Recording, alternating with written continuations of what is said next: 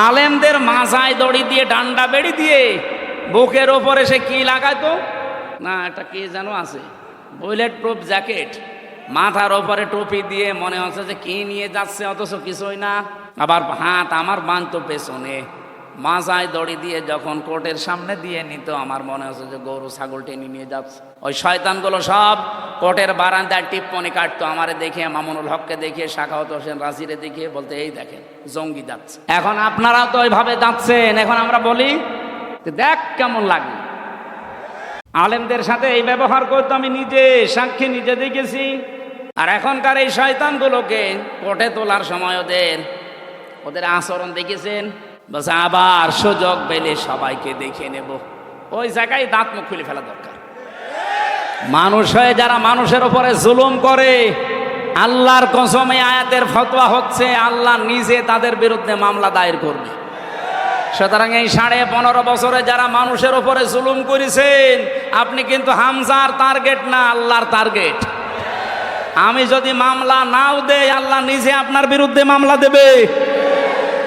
এ বাংলাদেশে বহু মানুষ আমি দেখতে পাচ্ছি তারা আল্লাহর মামলার আসামি। ওয়ায়াবগুনা ফিল আরদি বিগাইরিল হক। দুনিয়া শান্ত হয়ে যাওয়ার পরে যারা অন্যায়ভাবে পৃথিবীতে বিশৃঙ্খলা তৈরি করে, এখন যেটা চলছে। গতকালকেও একটা আন্দাজে মিছিল বের করেছে, পুলিশ পিটিয়েছে। আমি দেখলাম একজনকে চড়াচ্ছে, দেখেন ভিডিওটা, কি চড়াচ্ছে, ওইভাবে চড়ানো দরকার। এতদিন কোথায় ছিলি? 15.5 বছর তোর কোনো খোঁজ ছিল না। এখন যত হেলমেট বাহিনী, যত রিক্সা বাহিনী, যত আনসার বাহিনী, কত বাহিনী এখন আসতেছে। কোথায় ছিলেন এতদিন? দেশটা একটু শান্ত হতে দেন না কেন? 8.5 মাসের ভেতরে 26টা ইস্যু তৈরি করেছে ওখানে বসে বসে, একটা ইস্যুতেও কাজ দেয় না। আমি যে আয়াত পড়ে এটা ব্যাখ্যা করতে চেয়েছিলাম, কোরআনে কারিমের তাফসীর সঠিকভাবে করলে যারা আজ নিজেদেরকে আবরণ দিয়ে ঢেকে রেখেছেন, আল্লাহর কসম তারা বুঝে ফেলে যে হামজা যেটা জনগণকে বোঝাতে চায়, মানুষ যদি বুঝে ফেলে তে আমার অবৈধ ক্ষমতা থাকবে না। এটা বুঝে ফেলেছিল 1500 বছর আগে কে? আরো জোরে বলেন। আর এই যে 1500 বছর পরে এখন যারা বুঝে ফেলে, এরাও আবু জেহেলের আত্মীয় স্বজন। সুতরাং আমরা কোরআনে কারিম যেটা শুনতে আসলাম আজকে, এটা কোনো গোপন বিষয় নেই। বহু আলেম ওলামা, বহু ইমাম খতিব আমরা দেখি আয়াত পড়ে ঠিক, কিন্তু গোপন করে যায়। সেদিন আমি এই যে ব্রাহ্মণবাড়িয়া একটা মাহফিলে ছিলাম, এই মাইকের আওয়াজ শোনা যাচ্ছিল সর্বোচ্চ 1.5 কিলো দূরে। আমার ওই তাহেরি ভাই ওয়াজ করছে, আমি মাঝে মাঝে আলোচনা বন্ধ করে দিয়ে একটু শুনছিলাম, দেখি ভাই আমার কি বলে। উনি আয়াত পড়ল ঠিক, কুল হু আল্লাহু আহাদ। হে নবী আপনি বলেন আল্লাহ এক। এ নবী কোন নবী? এ নবী ফাতেমার বাবা। এ ফাতেমা কোন ফাতেমা? এ হাসান হোসাইনের মা। এ হাসান হোসাইনকে জানেন আপনারা? কারবালা শহীদ হয়েছিল হুসাইন। আমি আপনাদেরকে হুসাইনের জীবন কাহিনী শোনাবো। আয়াত পড়েছি কি? আর তাফসীর হচ্ছে এরকম কারবালার কাহিনী যদি 2.5 ঘন্টা না 5.5 ঘন্টাও আমি বলি, কারো গায়ে লাগবে না। কিন্তু কারবালার যে 27টা শিক্ষা আছে, 27টা বলা লাগবে না, 7টা বললেই জালেমরা মাহফিল বন্ধ করে দেবে। ও তো একটা শিক্ষাও বলবে না, শুধু চোখে পানি না আসলে আন্দাজে কান্নার ভান করে এমন ভাবে টান দেবে মনে হচ্ছে বিশাল তাফসীর হচ্ছে। অথচ কুল হু আল্লাহু আহাদ দিয়ে আল্লাহ তার একাত্মবাদের ঘোষণা দিয়েছে, তার ধারে কাছেও নেই। আরো কি করে শিরিক করা যায়, সেই শিরিক গুলো ওই যে ইয়ালি বাবা, শাহ আলী বাবা, কেল্লা বাবা, ফতে বাবা, এগুলো শিরিক না? কারণ আল্লাহর সাথে অন্য কাউকে জোর করে যদি কেউ ডাকে, ওটা হচ্ছে শিরিক। এই আয়াত হচ্ছে সূরা আরাফের 181 নম্বর আয়াতে আছে। আল্লাহ রাব্বুল আলামিন বলেন, আমি আল্লাহর সাথে অন্য কাউকে জুড়ে দিবা না। যদি আমি আল্লাহর সাথে অন্য কাউকে কেউ জুড়ে দেয়, যারা এলাহাত করবে, বাড়া কমা করবে, এর ভেতরে জুড়ে দেবে, তোমরা তাদের সাথে মিশে ডাকবা না। এ ঘোষণা কার? অথচ এরা যে আল্লাহর সাথে জুড়ে দিয়েছে আলী বাবা, শালি বাবা, কেল্লা বাবা, প্রকাশ্য শিরিক কিনা বলেন? আরো জোরে বলেন। এই জন্য আমি এক কথায় জবাব দিই, শিরিক কিন্তু অনেক প্রকার আছে, সবগুলো আমার আলোচনার বিষয় না। শিরিক বিল জাত পেয়েছি তাফসিরে, শিরিক বিল সিফাত, শিরিক বিল ইখতিয়ারাত, শিরিক বিল হুকুক। আমি একটা একটা করে 120 প্রকার পর্যন্ত পড়েছিলাম। এক কথায় জবাব হচ্ছে, আল্লাহ যেটা পারে পৃথিবীর অন্য কেউ পারে। আরো জোরে বলেন। যদি কেউ বিশ্বাস করে যে না অন্য কেউ আল্লাহর মতো পারে, সে সঙ্গে সঙ্গে মুশরিক। আরো জোরে বলেন, বলেন বলেন। তো পৃথিবী চালাতে পারে কে? না মা দুর্গাও পারে? এ পৃথিবী চালাতে পারে আল্লাহ, অন্য কেউ এখানে আর শরীক? আরো জোরে বলেন। এ দুনিয়া চালাতে হলে আইন লাগে, আইন দিতে পারে শুধুমাত্র একমাত্র কেবলমাত্র কে? অন্য কেউ পারে? তাহলে এই কথাই তো বলি আমরা, অন্যের কোনো আইন এই পৃথিবীতে যদি চলে, কেউ যদি চালানোর চেষ্টা করে, সে মুশরিক। কারণ শিরিক করেছে সে আল্লাহর আইনের সাথে। আর আমাদের জীবনের প্রথম কথাও যা, শেষ কথাও তা, যে এই জমিন আল্লাহর, আলাহুল খালক ওয়াল আমরু, আইনও চলবে আল্লাহর। জীবনে আমাদের আর কিছু না থাক, অন্তত এইটা আছে। যারা বাংলাদেশে মিথ্যা কথা আমাদের বিরুদ্ধে ছড়ান যে আমাদের নাকি আকীদা ঠিক নেই, আরে ভাই আমার আকীদা হচ্ছে আল্লাহর জমিনে আল্লাহর বিধান চালু করব, এটা আমার আকীদা। আপনার আকীদা কি বলেন তো? আপনি আপনার আকীদা যদি থাকে না আমার এই জমিনে আল্লাহর জমিন আমি মানি, কিন্তু আইন চলবে আমার বাবার, আপনি মুশরিক। আপনি যদি বলেন আল্লাহর জমিন ঠিক আছে মানি, কিন্তু আইন চলবে আমার স্বামীর, আপনি মুশরিক। আমার আকীদা সাফ, এই জমিন আল্লাহর, আইন চলবে। আরো জোরে বলেন। সুতরাং আল্লাহর এই জমিনে আল্লাহর আইন বাদে অন্যের আইন যারা প্রতিষ্ঠা করার জন্য দল করেন, আন্দোলন করেন, মিছিল মিটিং করেন, ভোট দেন, আপনি মুশরিক। আপনার সাথে আত্মীয়তা করা জায়েজ নেই। একটু কড়া হয়ে যাচ্ছে। না না, কিসের কড়া? এখনো শুরু হয়নি, হালকা পাতলা বলছি। রব্বুল আলামিন এখানে ঈমানদারকে ডাক দিয়েছিলেন, ইয়া আইয়ুহাল্লাযীনা আমানু, ওহে যারা ঈমানের দাবি করো, উদখুলু ফিস সিলমি কাফা, তোমরা পরিপূর্ণভাবে ইসলামে প্রবেশ করো। এ নির্দেশ কার? এখানে শব্দটা ছিল সিলমন, এখানে জবর দিয়ে পড়লে হয় সালমন। আলেম যারা আছে বলেন তো সালমন মানে কি? এলাকায় আলেম নেই। সালমন মানে শান্তি, আর সেলমন মানে ইসলাম। সেলমন মানে, এখানে কি সেলমন আছে না সালমন আছে? সেলমন। আল্লাহ পাক বলেন উদখুলু, বহু বচন এটা, সবাই মিলে প্রবেশ করো, ফিস সিলমি, ইসলামের মধ্যে। কিভাবে করবা? কাফা, পরিপূর্ণভাবে। এখন আমাকে যদি কেউ প্রশ্ন করেন, হুজুর সারা জীবন আমি আয়াত শুনছি ইসলামে প্রবেশ করো, ইসলামে প্রবেশ করো পরিপূর্ণভাবে, তো ইসলামে পরিপূর্ণ প্রবেশ কিভাবে করে? কেউ যদি বলে আমি ইসলামে পরিপূর্ণভাবে প্রবেশ করতে চাই, তার কিছু আলামত পড়া কোরআনে আল্লাহ দিয়েছেন। আমি 9টা পেয়েছি, সামারাইজ করে 5টা বানিয়েছি। আপনি যদি এই 5টার ভেতরেও নিজের জীবনকে, প্র্যাকটিক্যাল লাইফকে মিলাতে পারেন, আপনি বিশ্বাস করতে পারেন যে আমি ইসলামে পরিপূর্ণ দাখিল হয়ে গেছি। সুবহানাল্লাহ বলতে পারেন না? আর 1 নম্বরে আকীদা বিশুদ্ধ করা লাগবে। এই জন্য এই পয়েন্টটা নিয়েছি। আজ বহু রকমের আকীদা চলছে বাংলাদেশে। এই দেশে যারা একামতে দিন কায়েম করতে চায়, আল্লাহর কসম কোরআন শরীফ আমি সামনে নিয়ে হাতে নিয়ে বলছি, তাদের বিরুদ্ধে একটা মিথ্যা অপপ্রচার করা আছে যে তাদের আকীদা ঠিক নেই। আরে ভাই আমার আকীদা, আমি সাফ কথা বলছি, আল্লাহর জমিনে আল্লাহর আইন প্রতিষ্ঠা করা, এটা আমার আকীদা। হ্যাঁ, আমার সিস্টেম ভুল হতে পারে। কেউ গণতন্ত্রের নাম দেন, কেউ রাজতন্ত্রের নাম দেন, কেউ খেলাফতের নাম দেন, আমার সিস্টেম ভুল হতে পারে, কিন্তু আমার বিশ্বাসে ভুল নেই। আমি আব্রাহাম লিঙ্কনের গণতন্ত্র আমিও মানি না। জনগণ সমস্ত ক্ষমতার উৎস, এই বিশ্বাস আমারও নেই। আপনার কি মনে হয় জামাত ইসলামের নিবন্ধন বাতিল করে দিয়েছে শুধুমাত্র তারা 71 সালে ভূমিকাটা খারাপ ছিল, এই কারণে তাদের নিবন্ধন বাতিল হয়েছে, জীবনও না। এ দেশ তো আর হাসিনা এতদিন চালায়নি, চালিয়েছে ওনার স্বামী, ওনার নামে স্বামী, যিনি উনি এখানে যা বলেছে তাই হয়েছে দিল্লির প্রেসক্রিপশন অনুযায়ী। যারাই বলেছে যে ক্ষমতার উৎস জনগণ নয় আল্লাহ, তাদেরই নিবন্ধন বাতিল করে দিয়েছে। কারণ এখানে একটা প্রকাশ্য শিরিক লুকিয়ে আছে। আপনিও কালকে বলেন যে জনগণ সমস্ত ক্ষমতার উৎস, আমরা মেনে নিলাম, আপনারটা আজকে ফেরত দিয়ে দেবে।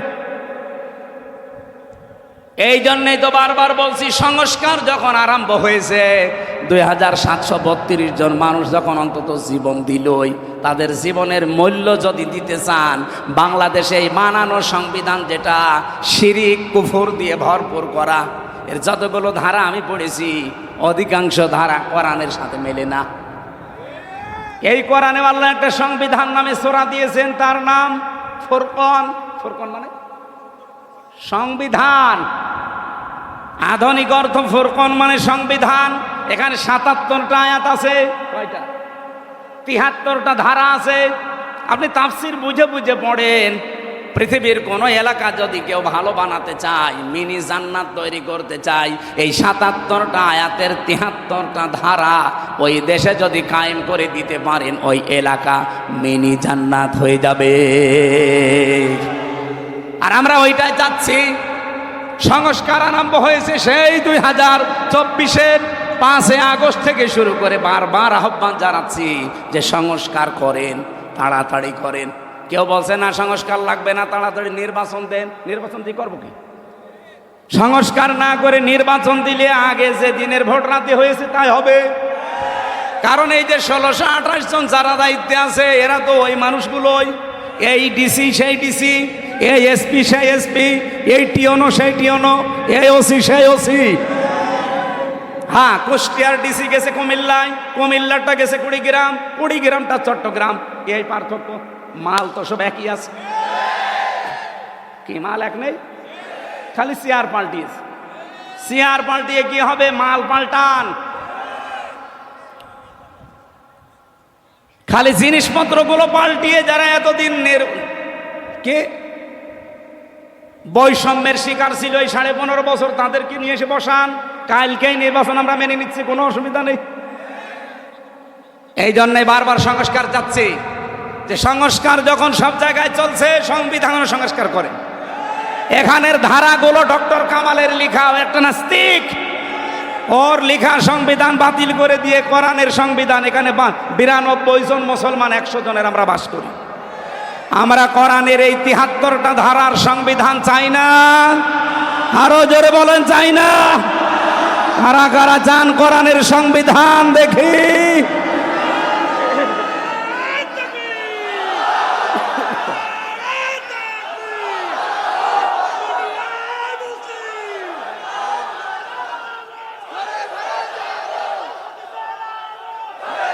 আলহামদুলিল্লাহ ভাই, আমার ভাইরা, এটা যদি কারো কাছে রাজনীতি মনে হয়, হ্যাঁ আল্লাহর কসম এটাই আমার রাজনীতি। এটা যদি কারো কাছে ধর্ম ব্যবসা মনে হয়, আল্লাহর কসম এটাই আমার ধর্ম ব্যবসা। এই আমার মরণের আগ পর্যন্ত আপনি সরাতে পারবেন না। আমি যে বিশ্বাস এনেছি, আমার এই আকীদার ভেতরে এক চুল ভেজাল নেই। আমার আকীদা এইটা যে জমিন আল্লাহর, আইন। এই আকীদা নেই আপনাদের? আপনার কি? আমি যেটা বললাম এই আকীদা আপনার আছে? যার নেই সে মুশরিক। কারণ আল্লাহ যেটা পারে ওইটা অন্য কেউ। এ জমিন আল্লাহ বানিয়েছে, আইনও তিনি দেবেন। এর দলিল আছে সূরা আলে ইমরান 4 নম্বর পারা 9 নম্বর পৃষ্ঠা 3 নম্বর লাইনের 154 নম্বর আয়াতের মাঝের অংশে। কোন হুজুর নিয়ে আসবেন, নিয়ে এসে তাফসীর মিলান। ইয়াকুলুনা হাল্লানা মিনাল আমরি মিন শাইইন উলিন্নাল আমরা কুল্লাহু লিল্লাহ। কারো ফতোয়া লাগবে না। জমিনে যদি কেউ প্রশ্ন করে যে আইন বানাতে পারি, আপনি বলেন না, আইন বানানোর ক্ষমতা কার? এই কথাগুলো বাংলায় বলতে গেলে আপনার কাছে রাগ হয়। আর এই আয়াত দিয়ে যে মাগরিবের নামাজ পড়ালাম, হ্যাঁ এই আয়াত দিয়ে মাগরিবের নামাজ পড়ালাম, কিছুই বলে নাই। যখন বাংলা বলছি বোঝা, অথচ আরবিতে আমার মনে হয় আপনার এই আয়াত না পড়ে যদি গালি দিতাম, আপনি বলতেন হুজুর মনে হয় দোয়া করছে। না ভাই, পাগলামি করলে আর হবে না, সময় চলে যাচ্ছে। সংস্কার আরম্ভ হয়েছে, বারবার দাবি জানাচ্ছি।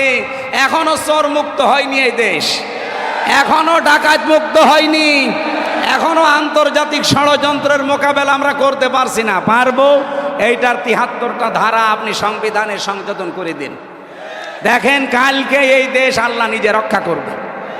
আফগানিস্তান রক্ষা করছে না? কত বড় বড় পরাশক্তি সব পালিয়েছে। সবাই এখন পৃথিবীতে তাদেরকে আদর্শ মডেল মনে করছে, ধর্ণা দিচ্ছে। তারা সংবিধান বানিয়েছে কি দিয়ে? কোরআন দিয়ে। ৫৬,০০০ বর্গ মাইল এটা দিয়ে বানিয়ে দেন, রাজনীতির গন্ধ না খুঁজে এই কাজ করে। আল্লাহর কসম, বাংলাদেশ মিনি জান্নাত হবেই, কারণ এদেশের সব আছে। বাইরের দেশগুলোতে যে দেখলাম ওরা খালি দুইটা কাজ করে, এই জন্য তারা দাঁড়িয়ে যায়।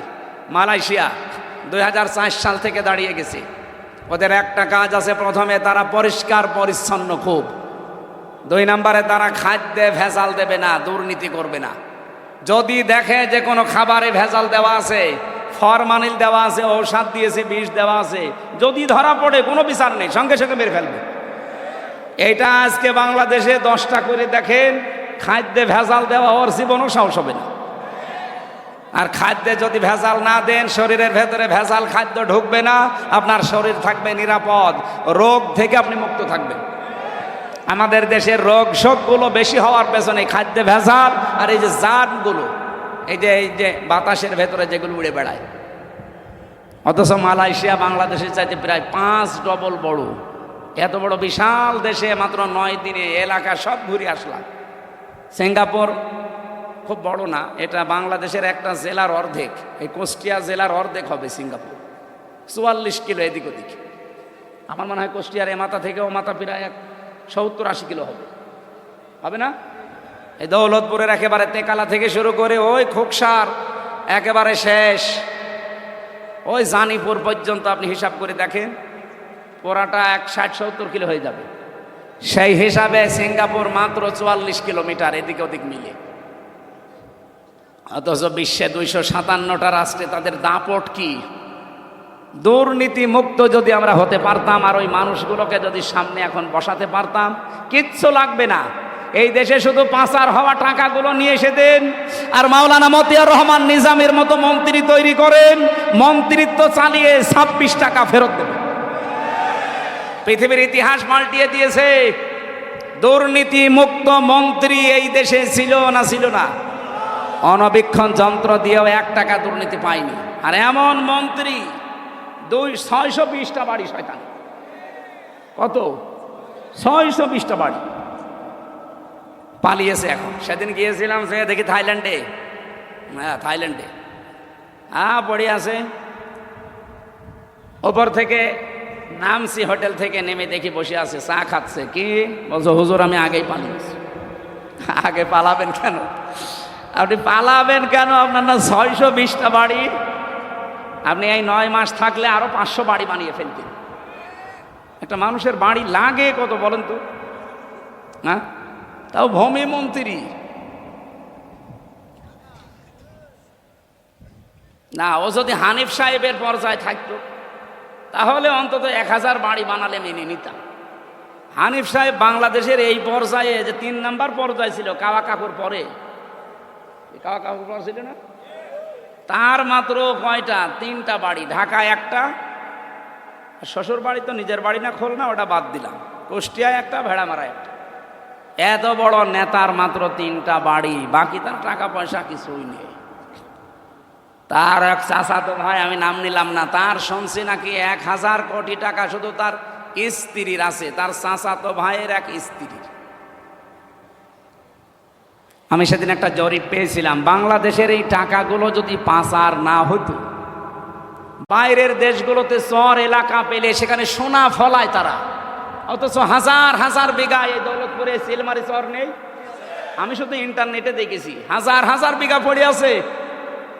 আমি 19 সালে একবার গিয়েছিলাম এই পাশে জলঙ্গি, ওই বেনাপোল দিয়ে ঘুরে কলকাতা দিয়ে, ওনাদের জলঙ্গি ওই বাজারে মাহফিল ছিল। বললাম যে বাংলাদেশে কোন এলাকা? বলছে কুষ্টিয়া। আরে ভাই, কুষ্টিয়া থেকে তো আসলাম, এই নদী পার হলেই তেকালা, ওই জলঙ্গার পাশে তেকালা না? এটা তার উন্নত রাষ্ট্র না যে ওরা এটা করবে। এটা সিঙ্গাপুরে যান, চারিদিকে সাগর। মালয়েশিয়া যান, শুধু পাহাড় পাথর আর মরুভূমি, ধুধু, লক্ষ লক্ষ বিঘা পড়ে আছে, তারা ওই জায়গাগুলো কাজে লাগাচ্ছে। এরপরে থাইল্যান্ডে যান, এই বাহরাইনে গিয়েছিলাম, এই রাষ্ট্রগুলো আজ দাঁড়িয়ে যাচ্ছে। এইরকম চর অঞ্চলগুলো যদি টাকাগুলো পাচার না করে, এখানে ইনো সাহেব আর হানিফ সাহেব যেহেতু দুইজনে এলাকা, ওনারা যদি এই টাকাগুলো কাজে লাগাতো, আজকে জেলেও থাকা লাগতো না, দেশ থেকে পালানো লাগতো না।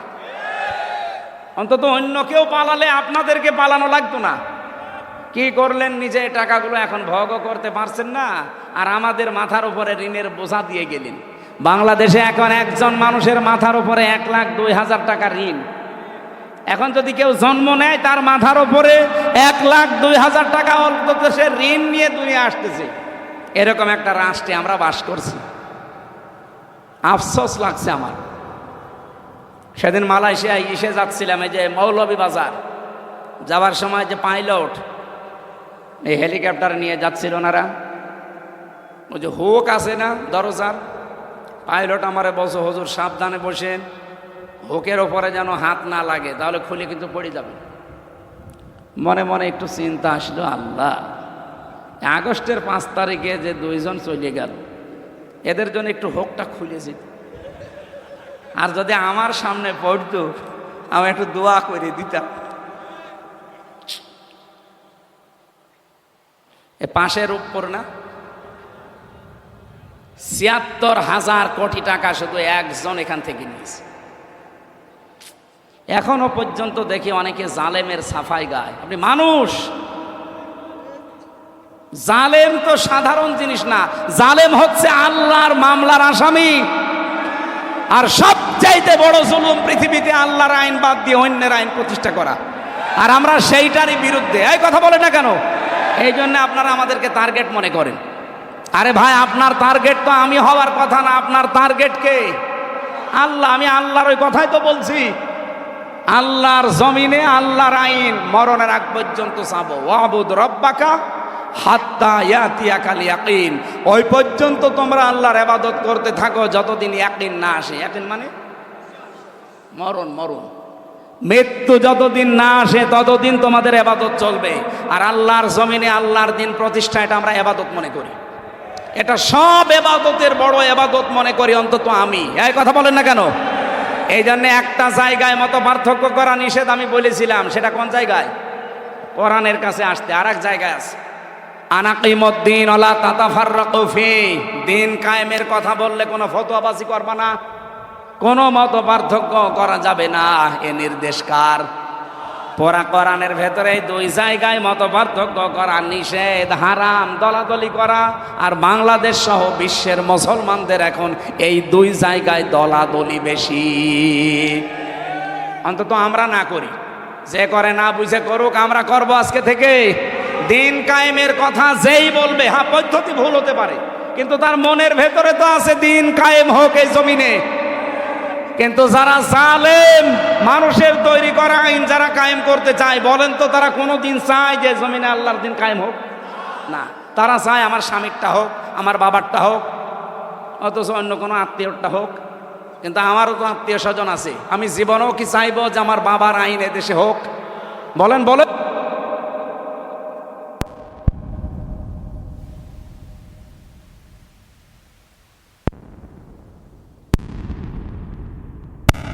পাল্টান। আমি আবার বলছি ভাই, আল্লাহ যেটা পারে ওইটা অন্য কেউ পারে না। মেয়েদের ভেতরে আকীদার সমস্যা আছে, ওরা একটু রোগ শোক হলেই ছুটে যায় বিভিন্ন পীরের কাছে, বাবার কাছে, মাজারে, কবরে। পৃথিবীর কোন মানুষ, কোন পীর, কোন মাজার রোগ ভালো করতে পারে? আরো জোরে বলেন। আমাদের জাতির পিতা হযরত ইব্রাহিম আলাইহিস সালাম, তিনি আল্লাহর কাছে বলতেন, ওয়াইদা মারিদতু ফাহুয়া ইয়াশফিন। আমি যখন অসুস্থ হই, রোগাক্রান্ত হই, আমাকে সুস্থতা দেয় কে? আমরা যার সন্তান, তার মতো বিশ্বাস তৈরি করা লাগবে। আমি যদি এমন বিশ্বাস তৈরি করি যে না, আমার এই মাজারে, এই বাবা, এই কবরে, এরাও আমাদেরকে এই পৃথিবীতে রোগ শোক থেকে বাঁচাতে পারবে, আপনি কিন্তু শিরিক করে ফেলেছেন। আর শিরিক করলে আপনি আর মুসলমান নেই, আপনি মুশরিক হয়ে গেছেন। হে মেয়েরা যারা এসেছেন, সম্মানিত মা বোনেরা, বেশি আমল করা লাগে না, শুধু আকীদাটা যদি পরিষ্কার থাকে, অল্প আমল করলেই মহান আল্লাহ আপনার জন্য জান্নাতের দরজা খুলে রাখবে। এই জন্য কোরআনে কারিমের নির্দেশ হচ্ছে, আল্লাযী খালাকাল মাউতা ওয়াল হায়াতা লিয়াবলুয়াকুম আইয়ুকুম আহসানু আমালা। আমি আল্লাহ তোমাদের মউত আর হায়াত সৃষ্টি করে দুনিয়ায় পাঠিয়ে দিলাম, আমি দেখতে চাই তোমাদের ভেতরে কে ভালো কাজ করে আসতে পারো। আল্লাহ কি বেশি কাজ চান না ভালো কাজ? বলেন বলেন। এই জন্য কাজটা যেন ভালো হয়, আপনি কম করেন। আপনার বিশ্বাস যদি সঠিক থাকে, কাজ বেশি করা লাগে না, অল্প কাজে আমলের জন্য যথেষ্ট হয়ে যাবে। বলেন সুবহানাল্লাহ। আমার ভাইরা, জাতির পিতা ইব্রাহিম নবী ৮৬ বছর পর্যন্ত বিয়ের পরে সন্তান হয়নি। একটা বারের জন্য কোনোদিন কোনো মাজারে, কোনো কবরে, কোনো বাবার কাছে তিনি দৌড়িয়ে যাননি। ৮৬ বছর বয়স পর্যন্ত অপেক্ষা করেছিলেন। আর প্রতিদিন তার দোয়া ছিল, রব্বি হাবলি মিনাস সলিহিন। বলেন আল্লাহু আকবার। আর আমরা সেই বাবার পিতার, সেই পিতার সন্তান দাবি করে কোন কারণে, কোন দুঃখে এই গোলাপসার মাজারে যাবেন? বলেন। আপনি কি এমন বাবার সন্তান যে বাবা জীবনে কোনোদিন শিরিক করেনি? শিরিকের কিছু সামনে আসলেই সঙ্গে সঙ্গে মুখ ফিরিয়ে বলতেন, ওমা আনা মিনাল মুশরিকিন, আমি কিন্তু মুশরিক না। আর সেই বাবার সন্তান দাবি করে আমরা শিরিকের ভেতরে গা ভাসিয়ে দেই। আমাদের বাবা ইব্রাহিম কত সতর্ক ছিলেন তিনি শিরিকের ব্যাপারে। প্রথমে তারকা দেখে বলেছিলেন, এটা আমার মনে হয় খোদা হবে, রব হবে। ফালাম্মা জান্না আলাইহিল লাইলু রাহা কাওকাবা, একটা একটা করে চন্দ্র দেখলেন, সূর্য দেখলেন, শেষে বললেন, এটা হাজা আকবার, হাজা রব্বি, এটা আমার বড় রব। যখন দেখলেন এইটাও ডুবে গেল মাগরিবের আগ দিয়ে, তিনি এবার জাতির লোককে সতর্ক করে হাত ওসা করে ডাকলেন, ইন্নী ওয়াজ্জাহাতু ওয়াজহিয়া লিল্লাযী ফাতারাস সামাওয়াতি ওয়াল আরদা হানিফা। অবশ্যই আমার এই চেহারা আমি ঘুরিয়ে দিলাম। আসমান আর জমিন যিনি উদ্ভাবক, যিনি এগুলো বানিয়েছেন বিনা আকার আকৃতি মডেল ছাড়া, সে আল্লাহর দিকে আমার চেহারা আমি ঘুরিয়ে দিলাম, একনিষ্ঠভাবে আমি ঘুরিয়ে দিলাম। হানিফা, ওমা আনা মিনাল মুশরিকিন, আমি কিন্তু মুশরিক না। কুষ্টিয়াবাসী আর যাই করেন, নিজের জীবনের এই আকীদাটা ঠিক করেন, শিরিক মুক্ত জীবন গঠন করেন। আমল বেশি করার জন্য আহ্বান জানাচ্ছি না, অল্প কাজ করেন, অল্প আমল করেন, এইটা জান্নাতে যাওয়ার জন্য যথেষ্ট হবে। আখলিস দীনাকা ইয়াকফিকাল আমালুল কলিল। তোমার নিজের আমল, বিশেষ করে আকীদাটা ঠিক করো, অল্প কাজেই, অল্প আমলেই নাজাতের জন্য যথেষ্ট হয়ে যাবে। বলেন সুবহানাল্লাহ। আমার মা বোনদেরকে বলছি, সন্তান যদি একেবারে মরণ পর্যন্ত না হয়, জীবনে আর কোনোদিন কোনো বাবার কাছে, ফকিরের কাছে না। হ্যাঁ, যদি আপনার রোগ থাকে চিকিৎসা করান, চিকিৎসার জন্যে যদি ঝাড়ফুঁক নেওয়া লাগে ঝাড়ফুঁক নেন, কিন্তু তাবিজ কবজ নেবেন না। তাবিজের ভেতরে শিরিকের গন্ধ পাওয়া যায়। আব্দুল্লাহ বিন মাসউদ থেকে বর্ণিত, তিনি বলেন, তাবিজ ঝোলালো যে, সে যেন আল্লাহর সাথে শিরিক করলো। বলেন নাউজুবিল্লাহ। আমার বাস্তব জীবনের একটা কাহিনী শিক্ষার জন্য মাঝে মাঝে আপনাদের শোনাই। বগুড়াতে এক মাহফিলে খাবার খাচ্ছিলাম, একটা লোক এসে বলছে, হুজুর এই আপেলটা পড়িয়ে দেন, ছেলে মেয়ে হয় না। আমি সূরা ফাতিহা পড়ে ফু দেব, আমার কানের কাছে মুখ নিয়ে বলছে, হুজুর এমন ভাবে আপেল পড়বেন যেন ছেলে হয়। মনে হচ্ছে ছেলে আমি তৈরি করি। আপেল দিলাম ফেলে। আচ্ছা আপেল কই? ফেলে দিস কেন? আরে ভাই, আপেল পড়ে যদি ছেলে হয় তা আমার ম্যাডামের 3টে মেয়ে হইতো না? খালি আপেল খাওয়াতাম। কি বিশ্বাস দেখেছেন? মনে কর যে আমি রামজারে দিয়ে আপেল পড়ালে এতদিন মেয়ে হয়েছে, এখন মনে হয় ছেলে হবে, ছেলেকে আমি ডাউনলোড করে দেব। আকীদা সাফ করা লাগবে। কোনো কিছু এই পৃথিবীতে আমার আল্লাহর হুকুম ছাড়া যেহেতু হয় না, আর আল্লাহ যেটা পারে ওইটা অন্য কেউ পারে না। সন্তান দিতে পারে কে? অন্য কেউ পারে। আরো জোরে বলেন পারে। রোগ ভালো করতে পারে কে? হ্যাঁ, ডাক্তারে পারে। হ্যাঁ পারে, এটা ঔষধ, এটা ওসিলা। কিন্তু সামাম দুনিয়ার সব ডাক্তার আপনি যদি গলিয়ে খাওয়িয়ে দেন, জীবনও ভালো হবে না যদি আল্লাহর অনুমতি না থাকে।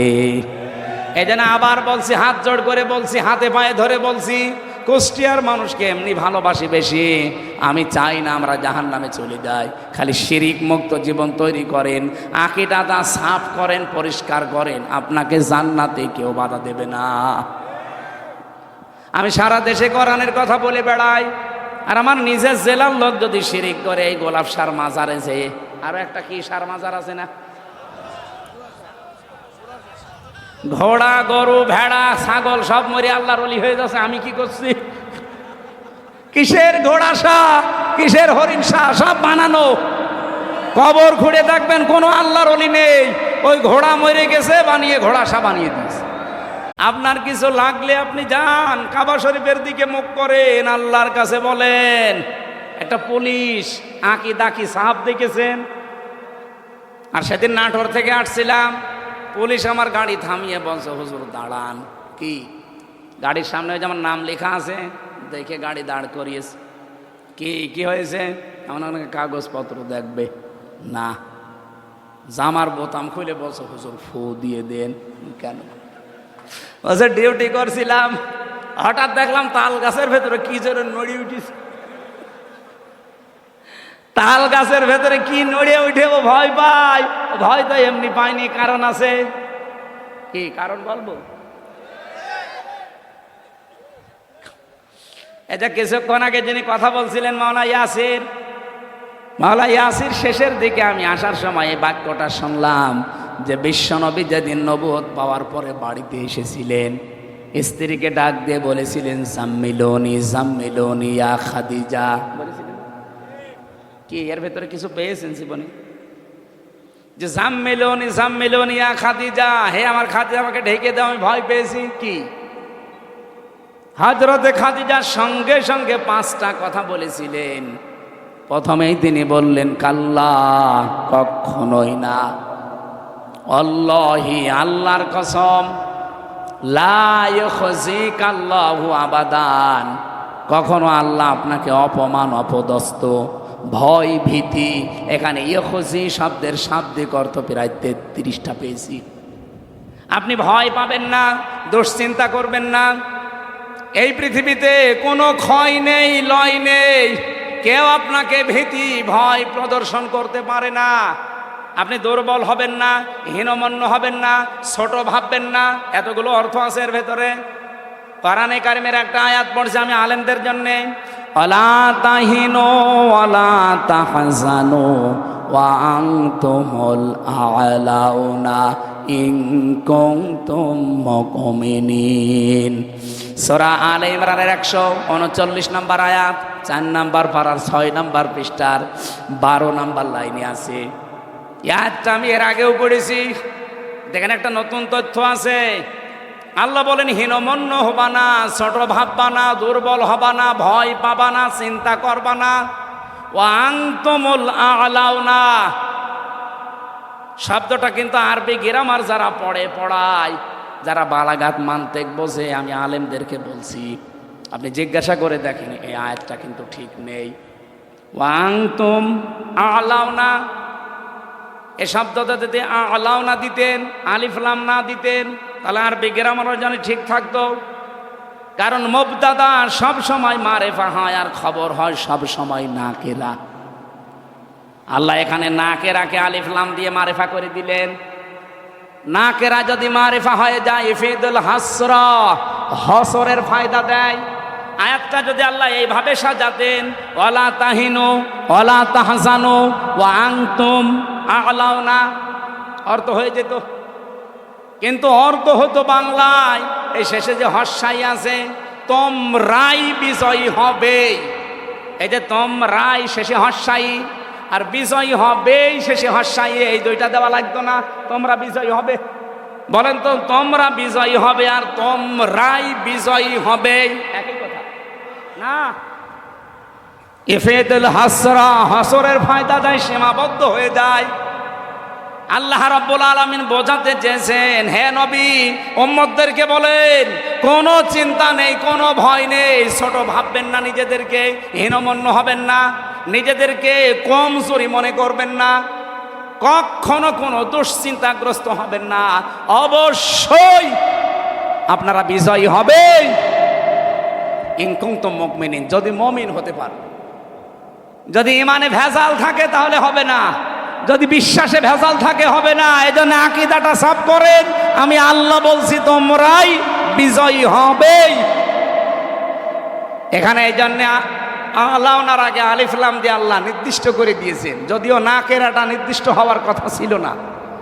নবীজিকে এখানে আল্লাহর নবীর স্ত্রী কথা বলতে গিয়ে শব্দের দিকে খেয়াল করে একটু দেখেন, কাল্লা অল্লাহি লা ইউখজিকাল্লাহু আবাদান। অথচ ওই সময়ও খাদিজা মুসলমান হয়নি, ওই সময়ও ঈমান আনেনি, উনি অতক্ষণও কিন্তু মুশরিক ছিলেন। উনি ওই সময়ও যদিও শিরিক প্রচলিত করতেন না, কিন্তু ওই সময় তো ঈমান আনেননি। খাদিজাকে ওই সময় ঈমান এনেছিলেন। যখন নবীজি নবুয়ত পেয়ে আসলেন তখন ঈমান এনেছিলেন? আনেন নাই। প্রথমেই তাকে সান্ত্বনা দিলেন, স্বামী কোনো ভয় নেই, কোনো চিন্তা নেই, ওই আল্লাহ কখনো আপনাকে ভয় দেখাতে পারে না, আল্লাহর কসম। উনি কি মুসলমান? বলেন বলেন। কসম কাটলেন কার নামে? কয়বার? 3 বার। কাল্লা, প্রথমে আছে অল্লাহি, কাল্লা লা ইউখজিকাল্লাহু আবাদান, 3 বার। এতটুকু বাক্যের ভেতরে হযরতে খাদিজা আল্লাহর নাম বললেন কয়বার? বলেন বলেন। কেন?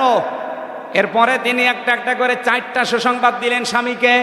ইন্নাকা লা তাসিলুর রহিমা, আপনি আত্মীয়তার সম্পর্কগুলো ঠিক রাখেন। এ কথা শুধু শুধু বলেননি, গ্যারান্টি দিয়ে বলেছেন। ইন্নাকা, আবার লা, ইন্নাকা, এরপর আবার লা, লামে তাকিদ। অবশ্যই অবশ্যই আপনি আত্মীয়তার সম্পর্ক ঠিক রাখেন। সুতরাং পৃথিবীতে যারা রক্তের সম্পর্ক ঠিক রাখে তাদের কেউ ভয় দেখাতে পারে না। আপনি ভয় পান কিসের? ওই পুলিশ মনে হয় ওর আত্মীয় স্বজনের হক মেরে খেয়েছে, আত্মীয়তার সম্পর্ক রক্তের সম্পর্ক ঠিক রাখে নাই, এই জন্য তাল গাছের ভেতরে কি নড়ে উঠেছে, ওর ভয় লেগেছে। আপনি ট্রাকের চাকা বাস্ট হলেও ভয় পাবেন যদি রক্তের সম্পর্কগুলো আপনি ঠিক রাখতে না পারেন। আমি কথা বোঝাতে পেরেছি আশা করছি। এই জন্য আজকে থেকে আমাদের রক্তের সম্পর্ক যার সাথে আছে, আত্মীয় যদি দুর্বল হয়, গরিব হয়, সম্পর্ক ছিন্ন করা যাবে? বলেন বলেন, যাবে? বহু মানুষ আজ আমরা ছিন্ন করছি কাদের কারণে?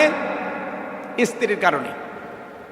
বহু স্বামী এখানে বসে আছে, দেখতে ভালো মানুষ মনে হলে কি হবে? নিজের স্ত্রীর কারণে নিজের আপন বোনের সাথে সম্পর্ক ভালো না।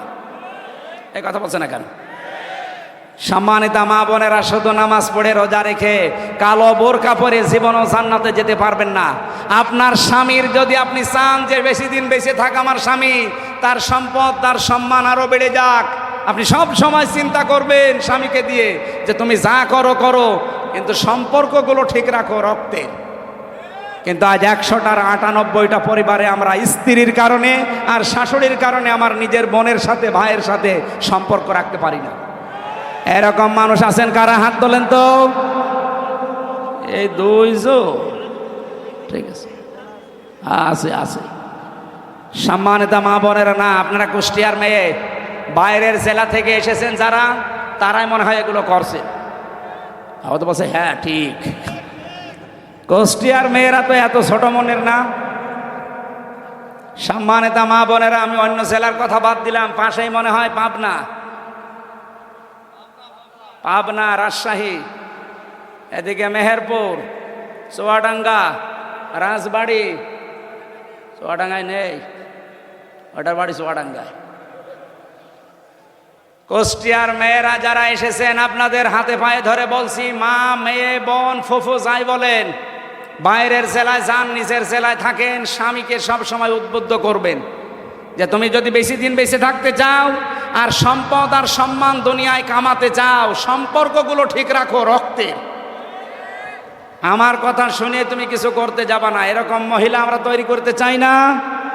সম্মানিত মা বোনদেরকে আল্লাহ এরকম উদার মনের হওয়ার তৌফিক দিন। তাহলে এই মেয়েরা বাইরের জেলায় গেলে, বাইরের কোনো জায়গায় স্বামীর বাড়িতে গেলে জেলার সুনাম হবে যে না, বিয়ে করতে চাইলে কুষ্টিয়ায় করবে। আমাদের কপাল ভালো কি খারাপ আমরা জানি না, বাইরের জেলায় বিয়ে করে এখন ভালো আছি, এটা তার মাইকে বলা যাচ্ছে না, ভালো আছি আলহামদুলিল্লাহ। মেয়েদেরকে বলছি সম্মানিতা মা বোনেরা মন উদার করবেন। আজ হাজারো স্বামী আমরা মানসিক রোগী হয়ে গেছি আপনাদের ছোট মনের কারণে। এরকম রোগী স্বামী আছেন কারা? হাত তোলেন। এই ক্যামেরা ওইদিকে মারো, তোলেন, কোনো ভয় নাই, তোলেন। ক্যামেরা আমার দিকে মারা, তোলেন আপনি। কুষ্টিয়া জেলা ভালো, আগেও জানতাম, যে এত জানতাম না, আলহামদুলিল্লাহ। যাক, এবার মিডিয়ায় প্রচার হচ্ছে, আমার একটা দাম থাকবে। সারা বাংলাদেশে গেলে বউ কুচো করে বলতে পারবো আমার জেলা 1 নম্বরে আছে। এখানে কোনো মানুষ বাবা মা থেকে আলাদা হয় না, শুধু দৌলতপুরে হয়। এই না মানে পেপারে আসে কি, ফেরেশতারা দেয়। আমাদের জাতির পিতার সন্তান হযরত ইব্রাহিমের ছেলে ইসমাইল বাবার খুশির জন্য নিজের স্ত্রীকে তালাক পর্যন্ত দিয়েছিলেন। অথচ আজ এই যে রাজশাহীতে দেখেছেন না, 2 পুত্রবধূর সাথে শ্বশুর ঝগড়া করে টেনের নিচে মাথা দিয়েছে। এইরকম বউ তো 14টা বাদ দেওয়া দরকার। সম্মানিত মা বোনেরা, বেশি বলে ফেললাম, আপনারা মন খারাপ করবেন না। আমি জেলখানায় থাকতে 3টা বছর যেহেতু বসেছিলাম এক ঘরে, কষ্ট করে করে কয়েকটা বই মেয়েদের উপরে লিখেছিলাম, পারিবারিক জীবনে যে অশান্তি আর এর মেটানোর পদ্ধতিগুলো কি কি। এটা এই গাড়িতে কয়েক পিস আছে, মেয়েদেরকে নিয়ে উপহার দেবেন। নিজের মেয়ে বিয়ে হয়নি এখনো, তারে পড়াবেন। স্বামীর বাড়ি যাওয়ার আগে এটা পড়, 120 পৃষ্ঠা লিখেছি। এরপরে নিজের বউকে পড়াবেন, নিজের ফুফুকে দেবেন, নিজের মাকে পড়াবেন। ওই যে গাড়ি আছে সাদা গাড়ি, যাওয়ার সময় ওটা নিয়ে যেয়ে ওদেরকে দেবেন। আর শিক্ষিত মানুষ যারা আছেন, বিশেষ করে 8, 9, 10, এরপরে ইন্টার, ডিগ্রি যারা অনার্স মাস্টার্স করা, তাদের সৃষ্টি নিয়ে একটা বই লিখেছি, ওইটা নিয়ে যাবেন শিক্ষিত মানুষরা। আরে ভাই, বই মানুষকে ঠকায় না, এগুলো পড়েন, আপনার জ্ঞান আরো বাড়বে, আল্লাহর কাছে আপনি সেজদা দিতে বাধ্য হবেন। আমি যে কথা বলছিলাম, মানুষের ভেতরে ভীতি সৃষ্টি হওয়ার পেছনে কারণ মানুষের এই আকীদা, এই যে পরিষ্কার না হওয়া, এবং যারা রক্তের সম্পর্কগুলো ছিন্ন করে। হযরতে খাদিজা রসুলকে এটাই শুনিয়েছিলেন, ভয় পাবেন না, আপনি রক্তের সম্পর্ক ঠিক রাখেন, পৃথিবীর কোনো জিন, পরি, ভূত পেত্নী আপনাকে ভয় দেখাতে পারে না। আপনিও ভয় পাবেন না যদি রক্তের সম্পর্ক অটুট রাখতে পারেন।